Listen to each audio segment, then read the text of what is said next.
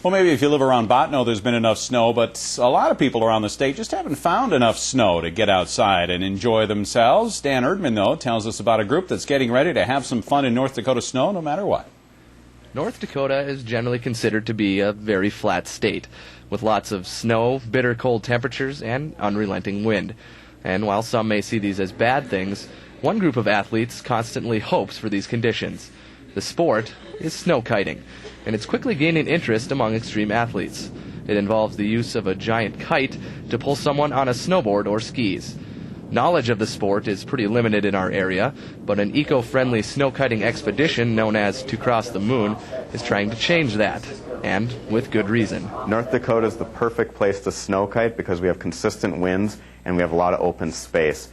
So it's really interesting when we go around the state, a lot of people don't know much about snow kiting or haven't heard about it, but we're in the perfect place for it. So we'd like to see North Dakota become the epicenter of snow kiting.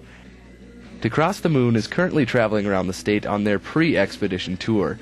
Today, they were in Rugby speaking to a few of the high school science classes. The actual expedition will kick off on February 11th, when 3 athletes will set out on a snow kiting journey from the Canadian border to South Dakota. The trip will last 3 weeks and follow a route similar to that of Lewis and Clark. And while these snow kiters cut their way through the snow and wind, another group will be traveling from town to town, giving presentations on climate change, wind energy, and offering snow kiting clinics. They also have another important goal. We're really trying to instill a lot of pride in North Dakota. We're the #1 state in wind energy potential, and we can provide such a big part of the solution to climate change while also having a bunch of fun snow kiting. Last year's expedition was a great success due to the generosity of North Dakota residents, local schools, and community groups.